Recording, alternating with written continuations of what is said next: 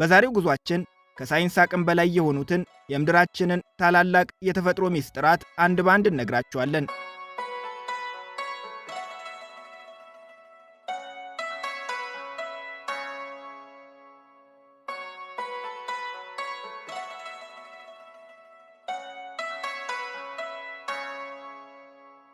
የዛሬን ይቅር በሉን።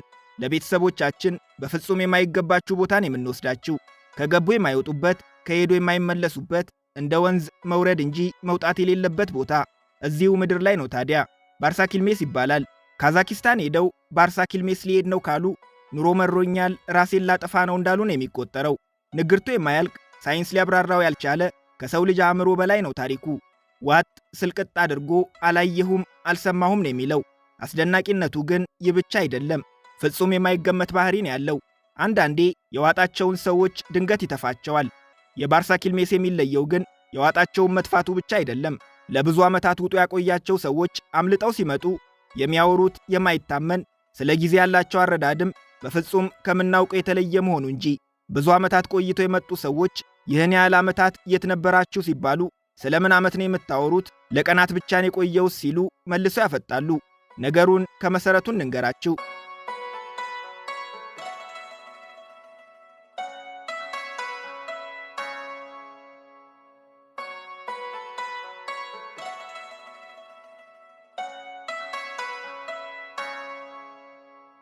ካዛኪስታን በምትባል የ20 ሚሊዮን ዜጎች አገር ባርሳኪልሜስ የሚባል ቦታ አለ።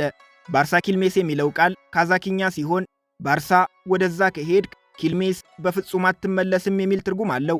ቦታው 133 ስኩዌር ኪሎ ሜትር የሚሰፋ ባህር ሲሆን ለብዙ ሺህ ዓመታት መሃሉ ደሴት ነበር።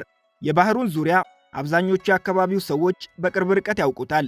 በባህሩ መሃል የሚገኘውን ደሴት ግን በነፍሳቸው የተወራረዱ ጥቂቶች ካልሆኑ አብዛኞቹ የአካባቢው ነዋሪዎች ድርሽ ብለውበትም አያውቁ። ባህሩን ከደፈሩ ጥቂት ጀብደኞች መካከል የተወሰኑትን አስደናቂ ታሪኮች እነሆ። በአንድ ወቅት ካዛኪስታን በድርቅ ተመታች። በአካባቢው የሚገኘው ሳር በሙሉ ደረቀ። ገበሬዎች ከብቶቻቸውን እየነዱ ለምለም ሳር ወደ ነበረው የባህሩ ዳርቻ መጡ። በጊዜ ሂደት ግን የባህሩ መጠን እየቀነሰ ሳሩም እያለቀ ከብቶቻቸው በረሃብ መሞት ጀመሩ። እናም ብዙ ከብቶች የነበሩት አንድ ቤተሰብ ዓይናችን እያየ ከብቶቻችን ከሚያልቁ ያደረገንን ያድርገን ብለው የማይደፈረውን ደፈሩ።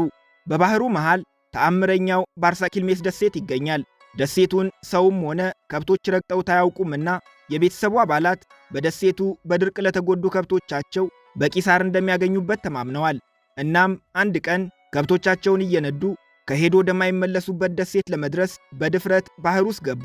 ያ ቀን ቤተሰቡና ከብቶቻቸው ለመጨረሻ ጊዜ ምድር ላይ የታዩበት ቀን ሆነ። ከዚያ በኋላ ቤተሰቡም ሆነ ቁጥር ስፍር የሌላቸው ከብቶቻቸው ምን እንደሆኑ፣ የትስ እንደገቡ ማንም የአካባቢው ሰው አያውቅም።